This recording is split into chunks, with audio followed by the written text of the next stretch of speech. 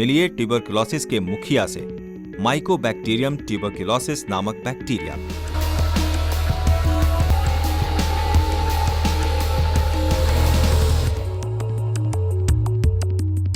TB bacteria या जीवाणु तब सक्रिय हो जाते हैं जब हमारे शरीर का इम्यून सिस्टम उनसे लड़ने में सक्षम नहीं रहता।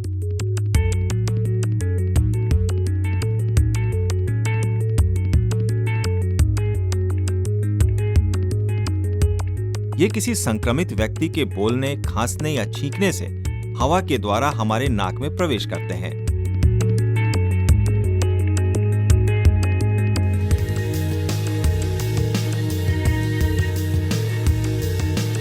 ऑक्सीजन के प्रति विशेष लगाव की वजह से ये जीवाणु श्वास नली से होते हुए सीधा फेफड़ों में प्रवेश कर जाते हैं।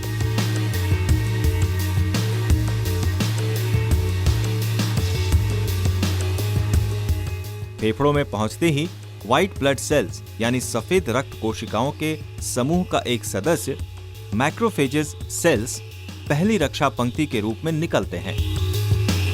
मैक्रोफेजेस बैक्टीरिया को निगलकर अपने अंदर ही कैद कर लेते हैं। मैक्रोफेजेस जीवाणु को सिर्फ निगल पाता है, मार नहीं पाता, और इस स्थिति में जीवाणु अक्सर सालों तक निष्क्रिय पड़े रहते हैं।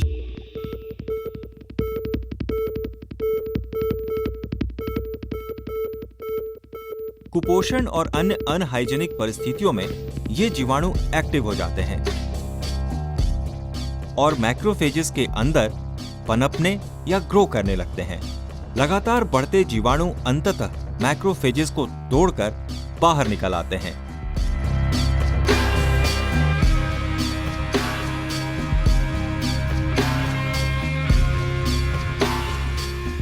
अब व्हाइट ब्लड सेल्स दूसरी रक्षा पंक्ति के रूप में टी सेल्स को तैयार करते हैं।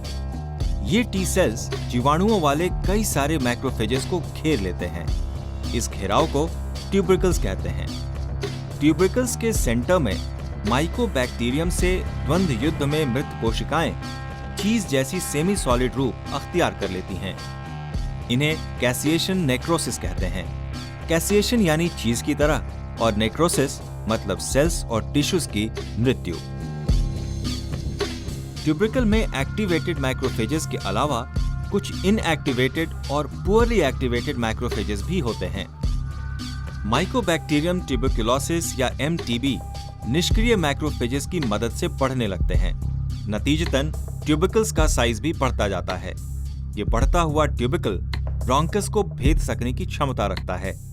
वास्तव में ऐसा होने पर इन्फेक्शन फेफड़ों के अन्य हिस्सों में भी फैल जाता है। फेफड़ों में होने वाली इस टीबी को हम प्राइमरी पल्मोनरी ट्यूबरकुलोसिस के नाम से जानते हैं।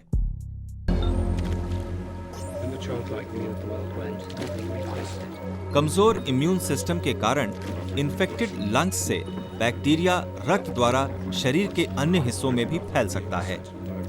इसे एक्स्ट्रा पल्मोनरी ट्यूबरकुलोसिस के नाम से भी जाना जाता है।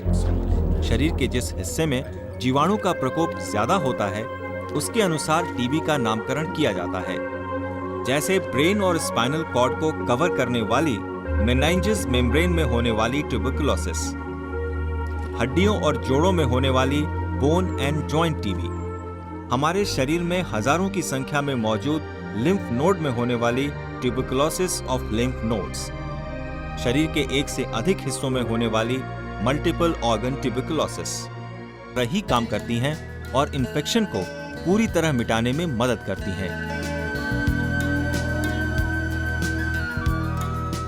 टीबी की दवाएं प्रायः विभिन्न कॉम्बिनेशंस में इस्तेमाल की जाती हैं।